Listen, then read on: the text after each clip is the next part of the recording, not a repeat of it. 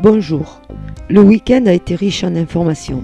En effet, la liste macabre continue de s'allonger. Le 9 janvier, ce sont des douzaines d'étourneaux qui tombent aux USA. Le 8, des oies sauvages sont trouvées mortes en Inde, ainsi que des centaines d'oiseaux à Taïwan. En Écosse, toujours le 8, c'est une soixantaine de bébés phoques qui sont trouvés morts sur une plage par des promeneurs. Devant l'ampleur des informations qui arrivent du monde entier, le web se mobilise pour mettre à jour les cartes et les sites. Les cas ayant eu lieu les années précédentes sont aussi répertoriés, permettant ainsi de voir s'il y a réellement une augmentation ou bien si c'est juste une inquiétude internationale qui s'installe. Les journaux mondiaux sont épluchés et les détails sont donnés de site en site et de forum en forum. Mais ce que nous apprenons apporte plus de questions que de réponses. Pourquoi les 8000 tourterelles décédées en Italie ont des taches bleues sur le bec?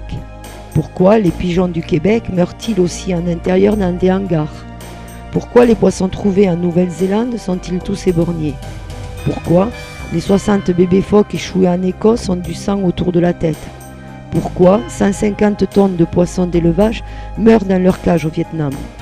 Actes de malveillance, accidents, empoisonnement, maladies, pollution, autres raisons, c'est ce que nous tenterons de déterminer.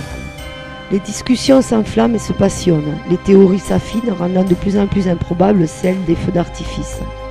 N'oublions pas que les premières vagues de décès qui ont alerté la population ont eu lieu au moment où tout le monde fêtait le Nouvel An. Chaque année, les oiseaux payent un lourd tribut lors de ces festivités. D'ailleurs, Pierre, sur son site internet, propose de les faire interdire. Cela aurait pu être s'il n'était pas question de milliers d'oiseaux morts dans le monde entier. Les feux d'artifice en règle générale perturbent les vols de nuit avec le bruit et les lumières. Prenez l'avion un 14 juillet en France, à l'heure des animations, et vous pourrez voir que nos spectacles peuvent effrayer les oiseaux, même les tuer ou les accidenter.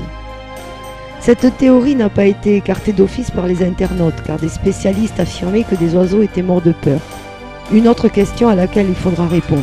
Je vous livrerai dans quelques jours les pistes pour tenter d'expliquer ces supposées crises cardiaques. Cependant, comme les poissons morts ne pouvaient être morts de peur par milliards, et surtout pas effrayés par les feux d'artifice, d'autres pistes ont été mises en place.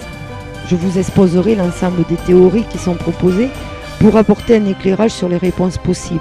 Vous pourrez me retrouver ici dans les prochains jours ou sur mon blog pour la suite de cette chronique.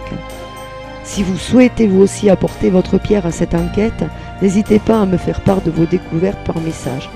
Je vous remercie de m'avoir écouté et je vous dis à très bientôt.